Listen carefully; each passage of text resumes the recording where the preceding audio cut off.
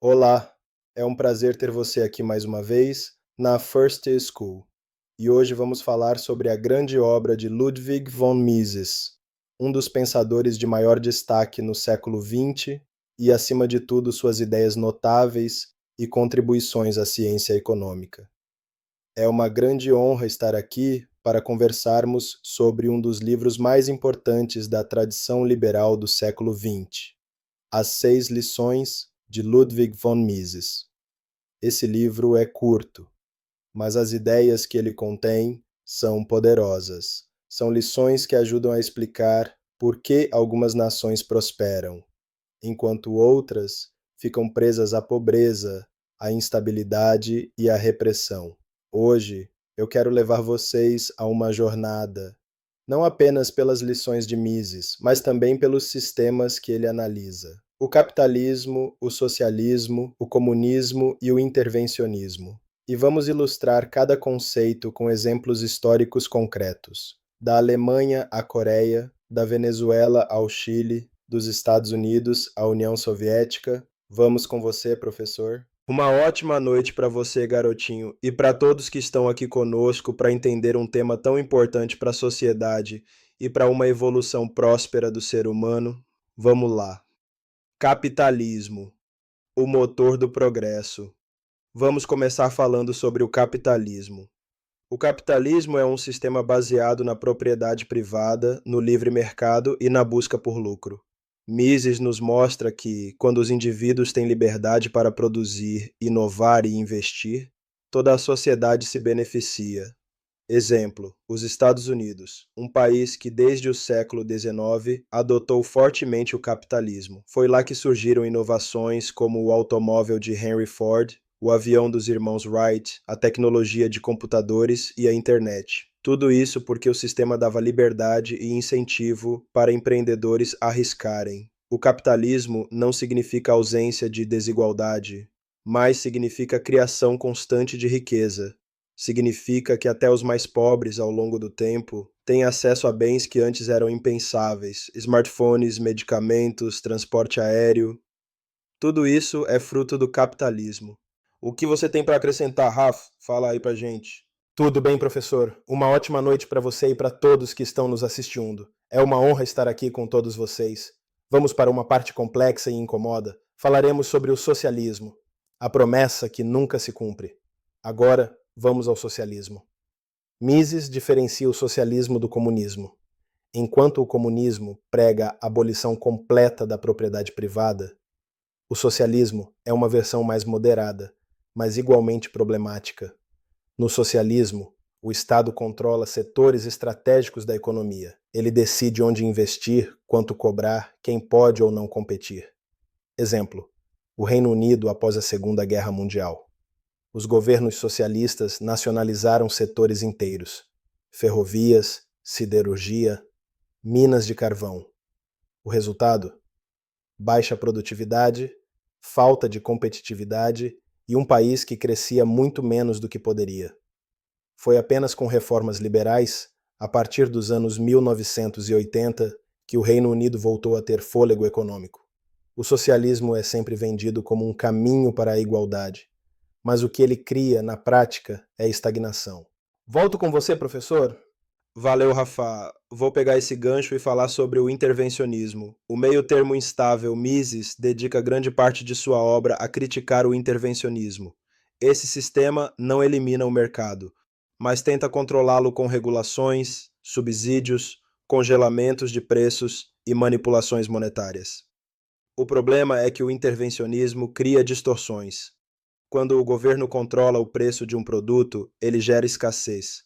Quando dá subsídios a determinados setores, ele prejudica a eficiência da economia como um todo. Exemplo: o Brasil nas décadas de 1980 e 1990, congelamentos de preços, planos econômicos mirabolantes, tentativas de segurar a inflação na canetada. O resultado foi inflação fora de controle, falta de produtos nos mercados e perda de credibilidade internacional. Outro exemplo, a Argentina contemporânea. Com políticas intervencionistas constantes, o país vive uma crise crônica de inflação, fuga de capitais e instabilidade política. O intervencionismo tenta ser um meio termo entre capitalismo e socialismo, mas, como mostra Mises, ele acaba sendo um passo em direção ao socialismo. Mas eu queria uma palavrinha do Fábio. O que você pode contribuir conosco, garotinho? Grande honra falar com você, professor, e uma satisfação enorme falar com vocês que estão aqui conosco na First School. Eu vou acrescentar com um tema que acredito ser o mais perigoso para a sociedade livre: comunismo, a negação total da liberdade. Agora chegamos ao extremo: o comunismo. Mises explica que o comunismo é a negação completa da liberdade individual. Não existe propriedade privada, não existe mercado. Tudo é controlado pelo Estado. Exemplo: a União Soviética. Durante décadas, o governo central planejou toda a produção. Isso levou a absurdos como fábricas que produziam toneladas de sapatos, mas todos do mesmo tamanho, porque a meta era quantidade, não qualidade. Exemplo mais próximo: a Cuba pós-revolução. Antes de 1959, Cuba tinha uma das maiores rendas per capita da América Latina. Após a adoção do comunismo, o país mergulhou em atraso, racionamento e dependência de subsídios soviéticos. Exemplo trágico: a Venezuela atual. Um país rico em petróleo que, após adotar políticas comunistas, destruiu sua moeda, expulsou investidores e mergulhou milhões de pessoas na pobreza. O comunismo não apenas fracassa economicamente, ele também reprime politicamente. Onde não há propriedade privada, não há liberdade de expressão, não há democracia real, e eu passo a palavra para o Léo. Valeu, Fábio. Um grande abraço para você. É uma satisfação enorme estar aqui com todos vocês. Rafa, professor, garotinho. Depois de tudo tão bem explicado por vocês, fica até difícil continuar. Mas vamos lá. Vou começar pela inflação.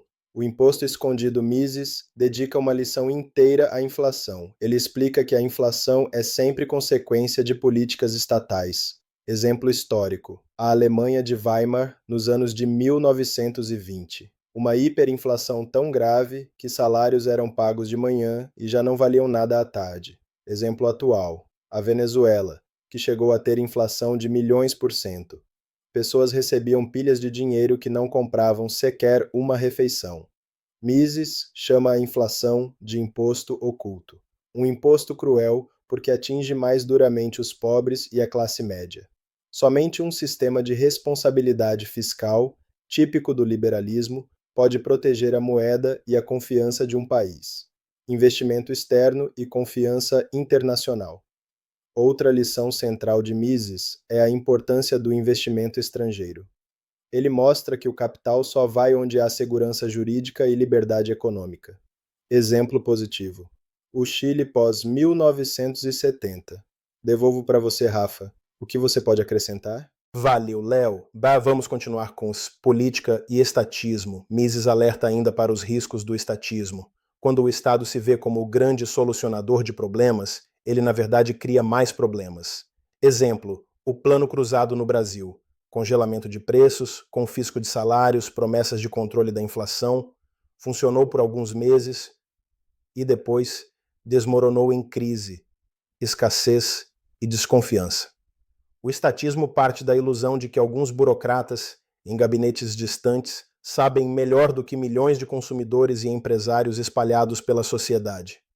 Mises mostra que isso é impossível. O mercado é dinâmico, descentralizado e muito mais inteligente do que qualquer planejador central. O dilema final. E chegamos à conclusão. Mises nos apresenta um dilema simples, mas profundo.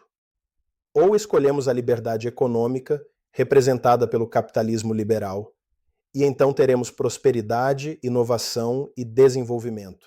Ou escolhemos o caminho do socialismo, do intervencionismo e do comunismo, e aí colheremos inflação, atraso, crise política e repressão. A história do século XX e XXI já nos mostrou isso inúmeras vezes. Alemanha Ocidental versus Alemanha Oriental. Coreia do Sul versus Coreia do Norte. Chile versus Venezuela. Estados Unidos versus Cuba. O veredito é claro: a liberdade funciona. O comunismo e o intervencionismo fracassam. E para finalizar, eu passo a bola para o professor. Valeu, Rafa. Obrigado mais uma vez. E depois de todo esse conhecimento, nos entendemos que as 6 lições de Ludwig von Mises continuam atuais. São um chamado para que defendamos a liberdade não apenas como teoria, mas como prática política e econômica.